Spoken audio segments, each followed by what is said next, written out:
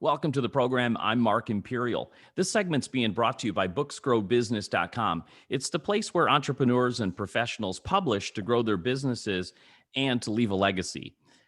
You know, we're doing a series of business spotlights on remarkable people, places, and things across the country and, of course, in your own town. Joining me on this segment is Robin Farmanfarmaian. She's the author of The Thought Leader Formula. Robin, welcome to the program. I'm so excited to talk to you. I love what you're doing. It's my pleasure. Thank you. Robin, tell us about the Thought Leader Formula. Who specifically should be reading this book? So the Thought Leader Formula is my second book, and it's very much about strategically building your personal brand in order to drive your career goals or your business goals. So for instance, if you own a business, right, how are you going to get other companies to essentially partner with you? How are you going to find investment dollars? How are you going to find new employees? And so by being a thought leader in your particular industry, you can help drive all that. But if you're in the corporate world and you just need to get a promotion or you want to find a new job at a different corporation, again, building that personal brand really can help you with negotiating power as well as finding that new job. So these folks, professionals, business owners, entrepreneurs, is this on their mind already? Do they realize the importance of being a thought leader? Or is this something that you're needing to bring awareness to? What do you hear out there? Most people come to me because they want to become a thought leader. They understand that it's going to drive some other opportunities for themselves or open up new doors, or they just want to, build up their Twitter following and speak at a few conferences. And so that's what I kind of help them figure out how to do and really package up their message and their value proposition in a really tight package. I'd imagine a lot of folks really don't know where to start. There's so many pieces of the puzzle, so to speak. What do you hear when people reach out to you for the first time? What are the biggest challenges they're facing in getting started? They don't even know what to do because think about it. If you want to become a lawyer or a doctor, there are step-by-step instructions out there. You know exactly what you need to do over the next 5 to 10 years to become a doctor or a lawyer. But the thing is with speaking and with thought leadership, there is no instruction manual. And so that's what I did with the Thought Leader Formula. It really teaches them how to start at that square zero and how to launch themselves to the point where they can be a professional speaker or they can be a regular speaker. They can just be well known online through YouTube or through social media. But they come to me and they just don't know where to start. So I tell them the first thing to start with is thinking about reverse engineering their goal. What is their major goal? Are they trying to get a promotion? Are they trying to drive investment dollars to their startup? Are they trying to get new traction and market share?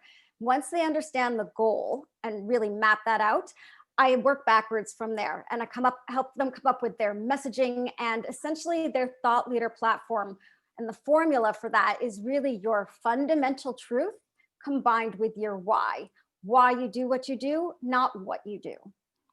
I'd love to uncover the mystery even more for folks. So once they've determined what it is their objective is, can you give us a sneak peek at what are some of the steps? Where would you start once they've determined what it is they want to do and where they want to go? Well, I would start by saying, okay, what is your fundamental truth? And your fundamental truth is that thing that you believe that either the rest of the world doesn't even know about yet, or they don't believe. Now, let me give you an example. My thought leadership is actually in healthcare technology and the shift to the patient's home. My fundamental truth is that patients are the CEO of their own healthcare team. Now, that is something that, let me tell you, most of the rest of the world does not buy into. In fact, I've given a lot of keynotes now in Japan and Germany, and it is such a crazy concept for them because it's a very paternalistic healthcare system. So my fundamental truth is the patient is the one who is in control of the healthcare team. Now, you combine that with the why. Now, if you haven't watched Simon Sinek, I highly recommend you go watch one of his talks. Now, what he talks about is people start with why. They don't care what you do. People care why you do it, right? So in my case, I'm a chronic disease patient. And at 16, I was misdiagnosed with an autoimmune disease. By 19, I'd had 3 organs removed. And by 26, I was on 80 milligrams a day of methadone.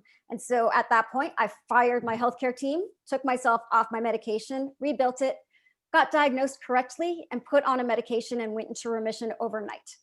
And so after a 13-year misdiagnosis at that point and 43 hospitalizations and 6 major surgeries, I took control of my healthcare and it saved my life. People don't buy what you do, they buy why you do it. Super sage advice.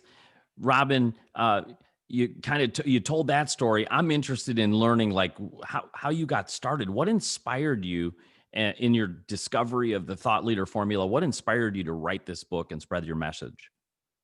Well, I decided about 8 years ago to turn myself into a professional speaker. And this was for multiple reasons. I do business development. I'm an early stage entrepreneur. So, of course, that can help me. But I was also really being pushed down in Silicon Valley. I'm a tiny, petite blonde and in a very male dominated society in this particular world of technology. And I was being sabotaged and sexually abused. And so I said, you know what? I'm going to change the game. I am going to take control. I'm going to turn myself into a professional speaker. And then that is a level of protection that nobody can touch me. Let me tell you, the day my first book published, The Patient as CEO, about 6 years ago now, it was like flipping a light switch on that. All of a sudden, people were calling me Dr. Farmanfarmaian, even though I'm not actually a physician. And all of that sexual abuse stopped. And so when the Me Too movement happened about 3 or 4 years ago, maybe 3 years ago, I said, wait a second, I have a solution. I know how to do this. I can empower women and minorities and anybody, whether they're a white male or a minority, is bullied or sabotaged in the workplace. I know how to come up with the system so that they can protect themselves. And so I took the 5-year project plan that I created for myself all those years ago, and I turned it into a step-by-step system and published it so that people can help themselves and get themselves out of those situations instead of having to try and fight against the Me Too movement, right? Or against men not treating them well. I'm teaching them how to be more powerful than the men. Robin, fantastic. I love that story. For my audience there, before I ask you my last question, as it relates to the thought leader formula, my audience are business owners and entrepreneurs and professionals. Is there anything I didn't think to ask you that you feel is important to share with my listeners now in regards to them becoming thought leaders?